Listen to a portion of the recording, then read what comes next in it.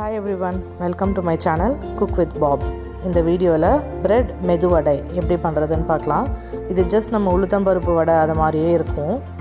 நீங்கள் வந்து நான் 6 பிரெட் பீசஸ் எடுத்திருக்கேன். இப்போ இதை வந்து நான் சின்ன சின்ன பீஸாக இங்கே வந்து கட் பண்ணி போட்டுக்கிறேன். ரொம்ப குட்டி குட்டி பீசஸாக கட் பண்ணிக்கோங்க. அப்போ தான் வந்து நம்மளால் இதை வந்து பிசிய முடியும். பெருசாக இருந்ததுன்னா ஒரு மாவு மாதிரி இது வந்து ஆகாது, பிரெட் வந்து மசியாது. ஏன்னா நீங்கள் கையிலே தான் பிசியணும், மிக்சியில் போட்டு அரைக்கிறதுலாம் இல்லை. அதனால் சின்ன சின்ன பீசஸாக வந்து பிச்சு போட்டுக்கோங்க. இந்த வடை வந்து ரொம்ப கிறிஸ்பியாக இருக்கும் அண்ட் இன்ஸ்டண்ட்டாக வந்து நீங்கள் வந்து பண்ணி சாப்பிட முடியும். இதுக்கோசரம் நீங்கள் வந்து உளுத்தம்பருப்பு ஊற வைக்கணும் அப்படின்ற அந்த அவசியம் இல்லை. நினச்சப்போ பண்ணி சாப்பிட்டுடலாம். ப்ரெட்டு மட்டும் இருந்தால் போதும் வீட்டில்.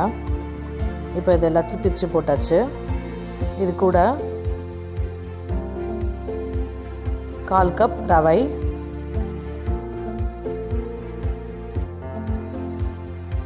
1/2 கப் அரிசி மாவு, தயிர் 3/4 கப்பு. தயிர் தான் வந்து இந்த மாவுக்கு வந்து மாய்ஸ்சர் கொடுக்க போகுது அண்ட் இதை வச்சு தான் நம்ம வந்து இது ஒரு மாவு மாதிரி பிசிய போகிறோம். அதனால் இது வந்து 3/4 கப் போட்டுக்கிறேன். கருவேப்பிலை பொடியாக நறுக்கியது 1 டேபிள் ஸ்பூன்,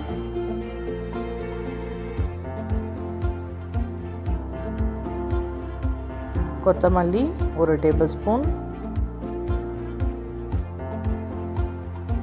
பச்சை மிளகாய் 1 டேபிள் ஸ்பூன் பொடியாக நறுக்கினது எல்லாமே, இஞ்சி 1/2 டேபிள் ஸ்பூன், வெங்காயம் ஒரு 1/2 கப் நான் போட்டுக்கிறேன். நீங்கள் ஒரு பாதி வெங்காயம் வேணால் போட்டுக்கலாம். உப்பு 1/2 டேபிள் ஸ்பூன் போட்டால் போதும். ஏன்னா ப்ரெட்லேயே வந்து அந்த டேஸ்ட் இருக்கும், அதனால் உப்பு ரொம்ப தேவைப்படாது.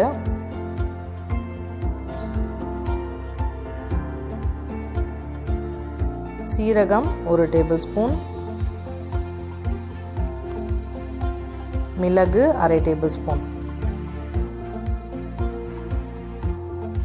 வெங்காயமும் நல்லா பொடி பொடியாக நறுக்கிக்கோங்க, அப்போ தான் வந்து ஈஸியாக பிசிய முடியும். ஸோ இப்போ இது எல்லாத்தையும் வந்து நம்ம அழுத்தி நல்லா வந்து பிசிஞ்சிக்க போகிறோம். இந்த தயிரை வச்சு தான் நம்ம இப்போ பிசிய போகிறோம். உங்களுக்கு அப்படி தேவை சரியாக மாவு ஆகலை அப்படின்ற பட்சத்தில் சும்மா ஒரே ஒரு டீஸ்பூன் தண்ணி விட்டு நீங்கள் வந்து பிசிஞ்சிக்கலாம். ஃபஸ்ட்டு இந்த மாதிரி பிசிஞ்சு ட்ரை பண்ணி பாருங்கள். மாவாக ஒன்றா சேரலை அப்படின்னா 1 டீஸ்பூன் தண்ணி விட்டு நீங்கள் பிசிஞ்சிட்டிங்கன்னா சரியாக போயிடும். இல்லை நீங்கள் தண்ணிக்கு பதில் தயிர் கூட விட்டு பிசிஞ்சிக்கலாம். இந்த மாதிரி நல்லா அழுத்தி பிசிஞ்சிக்கோங்க. அந்த ப்ரெட்டும் ஃபுல்லாக மசிஞ்சிரும். அந்த தயிர்லேயே வந்து இது அழகாக ஒரு மாவு மாதிரி வந்துடும். ஜஸ்ட் நான் இப்போ ஒரே 1 டீஸ்பூன் தண்ணி விட்டு அப்படியே இப்போ வந்து பிசிகிறேன். நல்லா வந்து ஒரு ரவுண்ட் ஷேப்பில் வந்துடும் இது.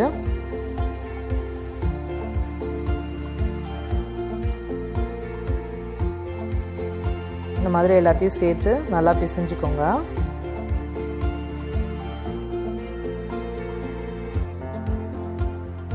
இப்போயே பாருங்கள், இது ஷேப் வந்துருச்சு. இன்னும் நல்லா இந்த மாதிரி அழுத்தி பிசிஞ்சுக்கோங்க.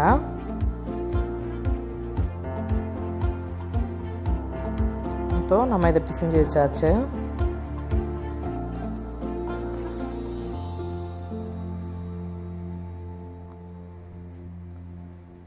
கையில் கொஞ்சமாக வந்து எண்ணெய் தடவிக்கோங்க. ஏன்னா மாவு வந்து ஒட்டிக்கும்.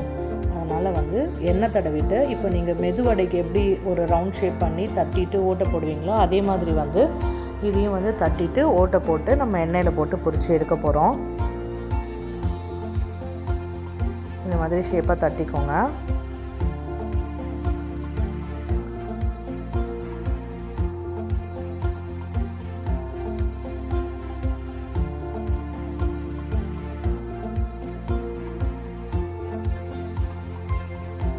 இந்த மாதிரி வந்து நல்லா தட்டிட்டு ஓட்டை போட்டு வச்சுக்கோங்க. இப்போது இங்கே சூடான எண்ணெய் வச்சுருக்கேன். இதில் ஒரு வடையாக நம்ம போட்டு ஒரு கோல்டன் ப்ரௌன் ஆகிற வரைக்கும் பொரித்து எடுத்துடலாம். பொரித்து எடுத்துட்டோன்னா ஈஸியான ப்ரெட் வடை ரெடி. ஈவினிங் ஸ்நாக்காக நீங்கள் வந்து இது கொடுக்கலாம். குழந்தைங்களுக்கு வந்து கண்டிப்பாக பண்ணி கொடுங்க.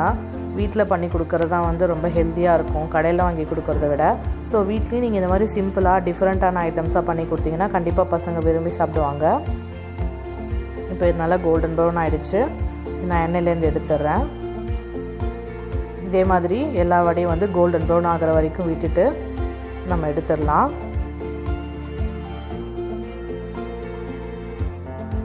இது ரொம்ப கிறிஸ்பியாக இருக்கும் அண்ட் சாஃப்டாக இருக்கும். உள்ள ரொம்ப நல்ல டேஸ்ட் கொடுக்கும்.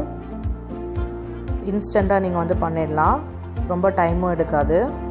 கண்டிப்பாக ட்ரை பண்ணுங்கள். இந்த வீடியோ உங்களுக்கு பிடிச்சிருந்தால் எங்கள் சேனலை சப்ஸ்கிரைப் பண்ணுங்கள், வீடியோவை லைக் பண்ணுங்கள், கமெண்ட் பண்ணுங்கள். தேங்க்யூ.